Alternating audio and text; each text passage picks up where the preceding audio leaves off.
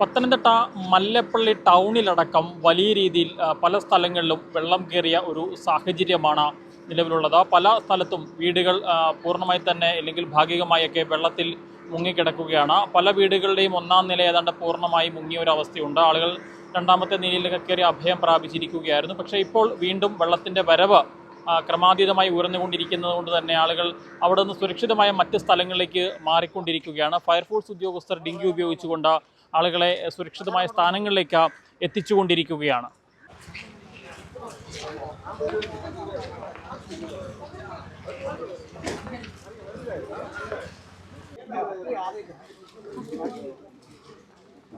പട്ടിയുണ്ട്, എല്ലാത്തിനെയും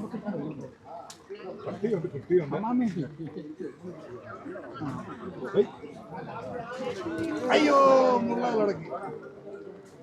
മുള്ള മുള്ള മുള്ള മുള്ള മുള്ളാണ്.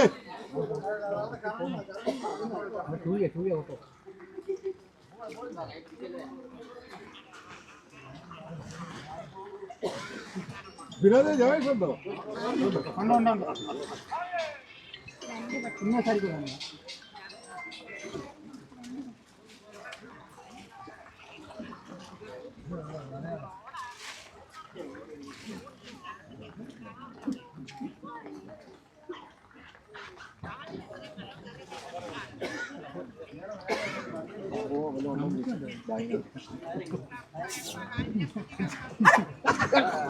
മാത്രം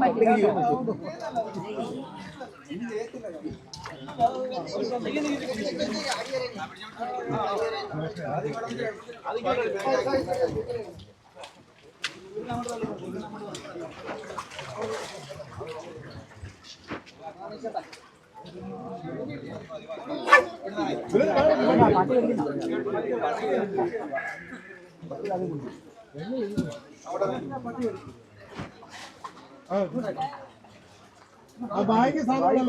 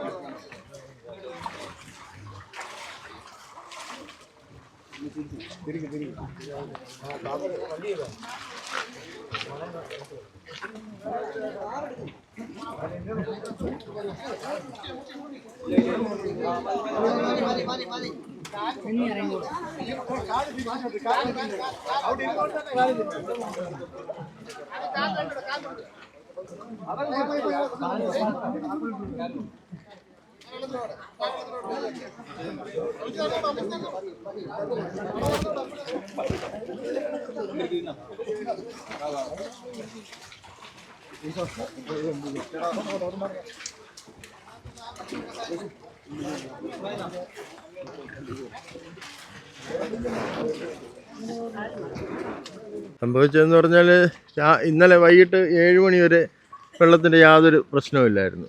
രാവിലെ 5 മണിയായപ്പോഴത്തേക്ക് ഞങ്ങളുടെ വീടിൻ്റെ പുറകിൽ തോടാണ്, മണിമലയാറ് റിട്ടേൺ അടിച്ച് ഒരു ഉച്ചയോടുകൂടി ഞങ്ങളുടെ വീട് മുഴുവൻ ഫുൾ വെള്ളത്തിലായി. അപ്പം ഇനി ഇവിടുന്ന് മാറുകയെന്നല്ലാതെ വേറെ മാർഗ്ഗമില്ല.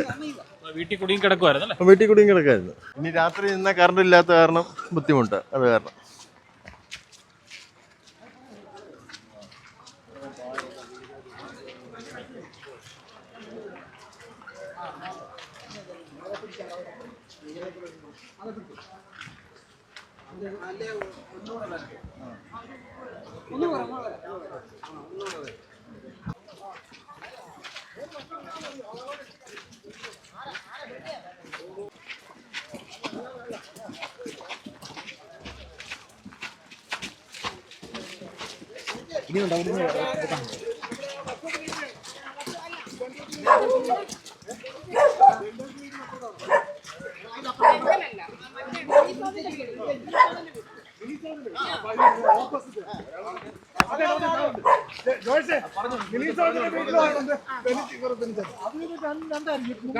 രണ്ട് സൈഡാണ് ഇടത്തും വലത്തും ഉണ്ട് കേറി.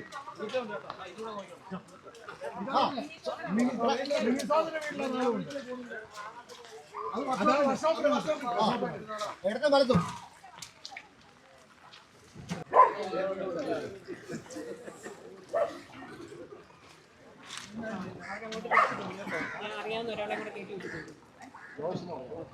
അറിയാം പിന്നെ അറിയാം അറിയാം.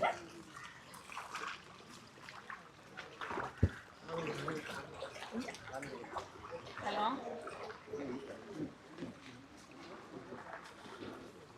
ഓക്കെ ഓക്കെ കിട്ടി കിട്ടി.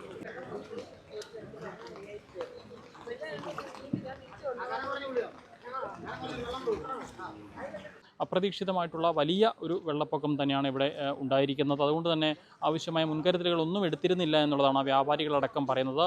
ലക്ഷക്കണക്കിന് രൂപയുടെ നാശനഷ്ടമാണ് വ്യാപാരികൾക്കടക്കം ഇവിടെ സംഭവിച്ചിരിക്കുന്നത്. പത്തനംതിട്ട മല്ലപ്പള്ളിയിൽ നിന്നും വീഡിയോ ജേർണലിസ്റ്റ് അരുൺ മലയിലിനൊപ്പം Rahul Irumpukuzhi, focus news TV.